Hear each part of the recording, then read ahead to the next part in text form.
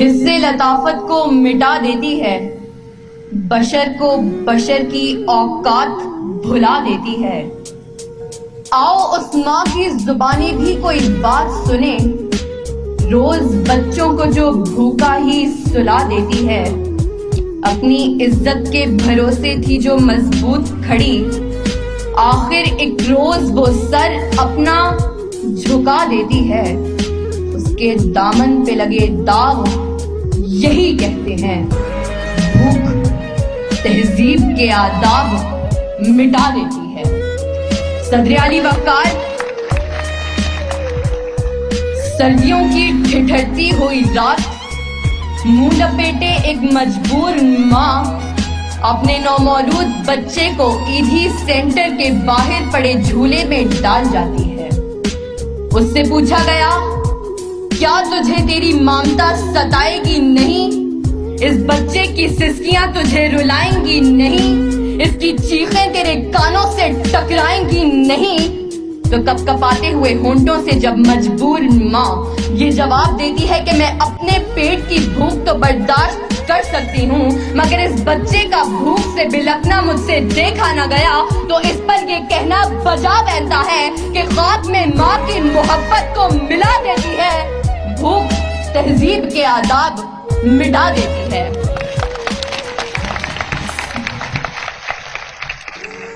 صدر علی وقار، آج اس معزز اور باوقار ایوان میں قائد ایوان نے جو قرارداد پیش کی کہ ہم معاشی نہیں اخلاقی بدحالی کا شکار ہیں، میں اس کی بھرپور مخالفت کرتی ہوں، کیونکہ جس اخلاقی بدحالی کا رونا وہ رو کر گئے، وہ اخلاقیات تو خود معاشیات کی محتاج ہیں۔ قریب ہے کہ مفلسی تمہیں کفر تک لے جائے، اخلاقیات معاشیات کی محتاج ہیں۔ آئیے دلائل سے بات کرتے ہیں۔ روٹی کے چند ٹکڑوں اور قابل گزارا دودھ کی قلت سے تھرپارکر میں دم توڑنے والے مجبور بچوں کا اصل مسئلہ اخلاقیات نہیں معاشیات ہے۔ اسی شہر لاہور میں غربت سے تنگ آ کر بشرا نامی خاتون اپنے 2 معصوم بچوں کے ساتھ چلتی ہوئی ٹرین سے ٹکرا جائے تو اس کا اصل مسئلہ اخلاقیات نہیں معاشیات ہے۔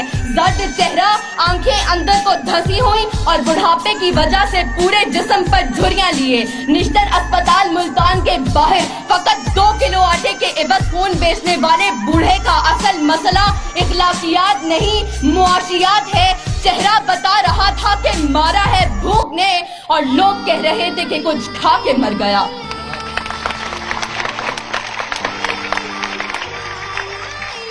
صدر علی وقار، تنگ دستی، بھوک اور ابتر معاشی حالات اعلیٰ اخلاقیات کی ضد ہیں۔